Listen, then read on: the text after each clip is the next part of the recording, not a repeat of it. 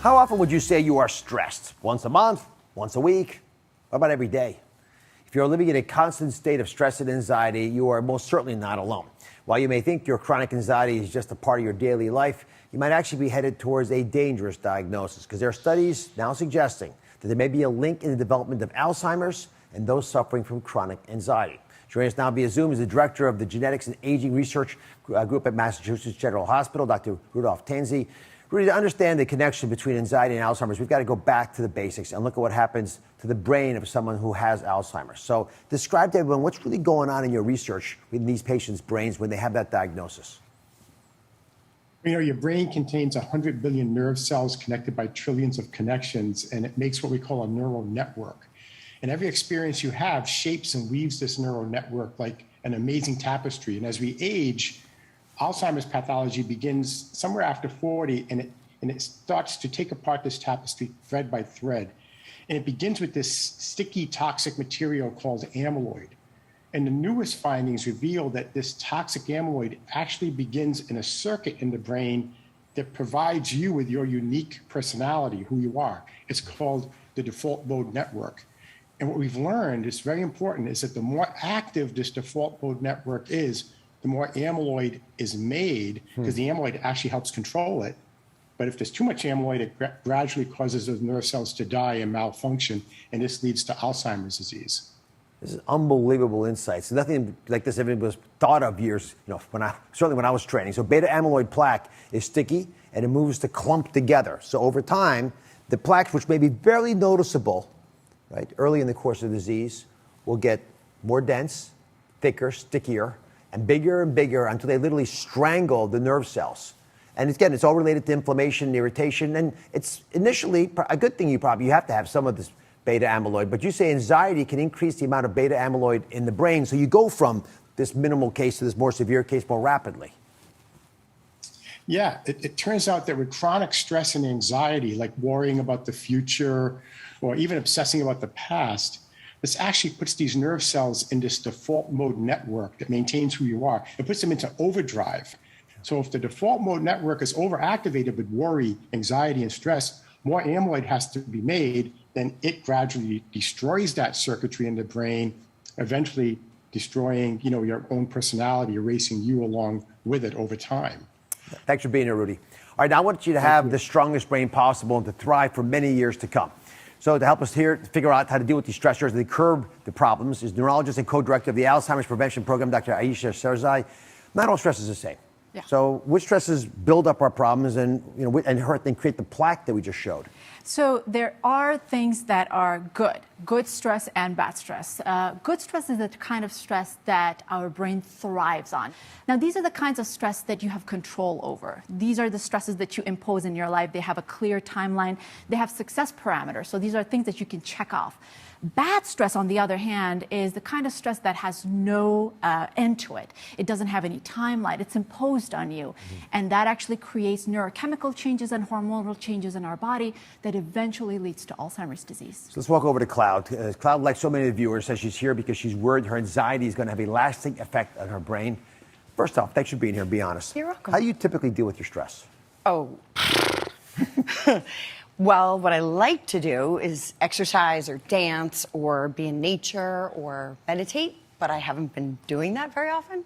Yep. COVID shuts it down. Yeah. So you just internalize it, hold on to it? Oh, yeah. And I go to bed and I can't fall asleep, and I'm worrying and I'm worrying and I'm worrying. So what's stressing you out right now? Give me a list of 5 things. Top Okay, 5. great. Kids, work deadlines, work morale, ex-husband, sleep.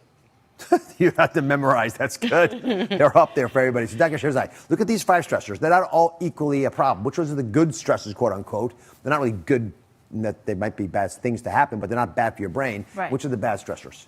Well, in this situation, I would say the ex-husband is a bad stress. I think the children could be good stress. Your work is actually the good stress because it's something that you've chosen. Parts of your job might be bad, but in totality, it's good stress. And the 4th one was? Sleep. Sleep. That could be bad stress, definitely. But it's something that you can control and you can change and modify, hopefully. So how do we calm our mind in times of stress? You just mentioned the 2 examples of good and bad stresses, but it's how we cope with them is probably a big part of the puzzle. Oh, definitely. I think there are multiple ways we can cope with our stress, and you talked about dancing and exercising. Those are great. But in life, when we're faced with bad stress, at that moment, it's difficult to kind of withdraw yourself and go ahead and, meditate and so on and so forth. So an easy way is to kind of stop, create a moment of silence in your mind and ask yourself, why am I doing this? The why is very important. Is this particular task associated with my purpose in life? Is this good for me? Is this going to help me grow? And if the answer is yes, then actually that is a good stress. And so you go into it with an open heart and try to fix it. But if the answer is no, this is not something that is good for me, then what you try to do is either delegate it or reduce it or eliminate it as much as possible. All right, up next, could your anti-anxiety medication be linked to Alzheimer's? You want to find out. Stay tuned. Could you be getting more than what you bargained for when it comes to your anti-anxiety medication? Last year, anti-anxiety medication prescriptions shot up over 30% in just the month of March 2020. There's a lot of things to panic about, so not surprisingly, prescriptions went up. But studies may be suggesting that your anxiety medications could be increasing your chances of developing Alzheimer's. Back to help us understand the potential link between long-term use of anxiety medication and the development of Alzheimer's is neurologist and co-director of the Alzheimer's Prevention Program at Loma Linda University, Dr. Aisha Sarzai. So what kinds of anti-anxiety medications have been linked to this potential development of Alzheimer's? Yeah, the latest studies have shown us that medications like benzodiazepines, the alprazolam, diazepam, these medications, especially long-term use of these medications, have been associated with cognitive decline.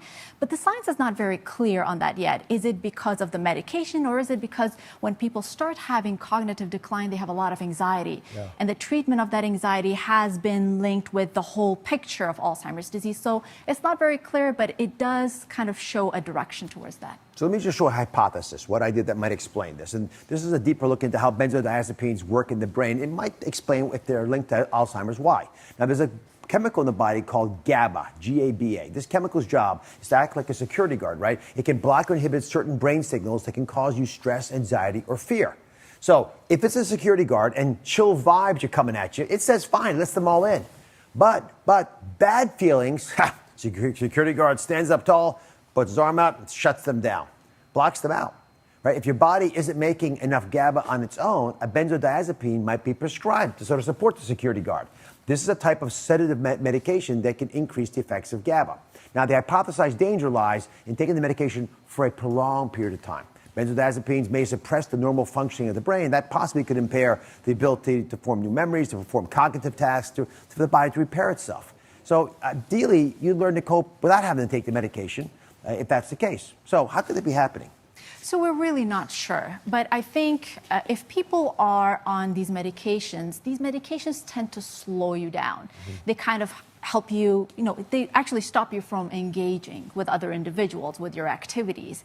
And I think one of the reasons why we're seeing more cognitive decline in people who take long-term benzodiazepines is because they really stop interacting with the world. But we still are waiting for better studies to show us the link appropriately. Cut to the chase, since you're an expert. Is there reason to be worried? No, the last thing you want to do is worry about your anxiety-relieving medications. Right. There's no need to. But I think it's important for us to be aware so we can have conversation with our physicians and for them to supervise it, what the dose is, how long you're supposed to be on it, and if there are better choices as opposed to these medications. So just to re-emphasize this, if you're currently being prescribed a benzodiazepine for anxiety, this is not a reason to come off. You should continue being monitored by your doc. Thanks for the practical advice as always. Of course, my pleasure. Find out everything you want to know about how to protect yourself from Alzheimer's. But you can do that by checking out Dr. Sarzai's book, The 30-Day Alzheimer's Plan. It's out now. Thank you for watching. Don't forget to subscribe and turn on notifications so you never miss out on new videos to live the good life.